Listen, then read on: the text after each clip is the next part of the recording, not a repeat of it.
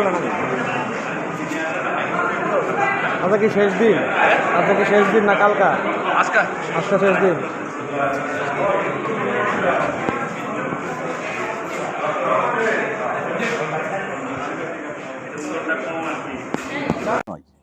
সারা দেশের একটা প্রাচীন বার ত্রিপুরা বার, প্রায় 116 বছর।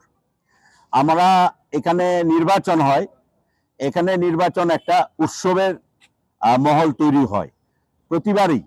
কারণ এই নির্বাচনের ফলে বার আমরা যে বিগত দিনগুলোতেও দেখেছি, এখানে দলমত নির্বিশেষে আইনজীবীদের স্বার্থে বারের অর্থ নয় ছয়, দুর্নীতি এবং কি ত্রিপুরা বারের যে প্রাচীন ঐতিহ্য সেটাকে আমরা ক্ষুণ্ণ করতে দেখেছি এবং এই বারে মার্ডার পর্যন্ত হয়েছে।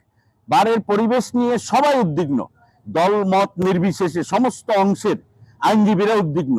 তাই আমরা এই আইনজীবী উন্নয়ন মঞ্চের পক্ষে আমাদের প্রার্থী দাঁড়িয়েছে, 15 জন প্রার্থী দাঁড়িয়েছে।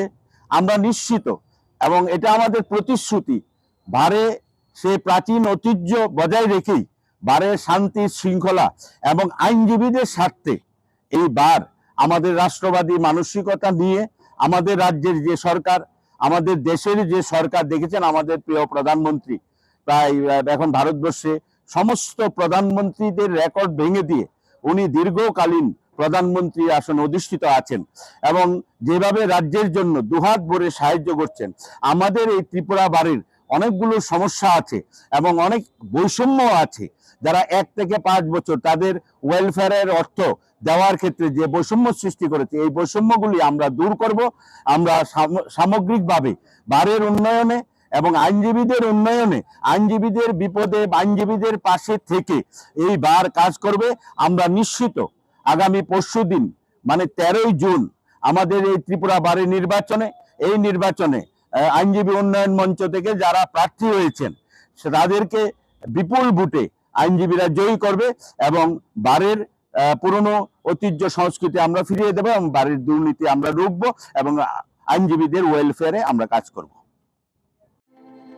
প্রত্যেকের জীবনের স্বপ্ন থাকে পড়াশোনা শেষ করে কর্মজীবনে প্রতিষ্ঠা পাবার। এই দিক দিয়ে আমি সফল শুধুমাত্র একটি কারণে, সেটা হলো আমার কলেজ টিপস, যেখান থেকে গ্র্যাজুয়েশন কমপ্লিট করে উচ্চতর শিক্ষা নিয়ে আজ আমি সফলভাবে প্রতিষ্ঠিত। টিপসে পড়াশোনা ছাড়াও নিজেদের কেরিয়ারে কিভাবে অনেক বেশি মাত্রায় সুযোগ পাওয়া যায় তার সবকিছুই হাতে কলমে শেখানো হয়।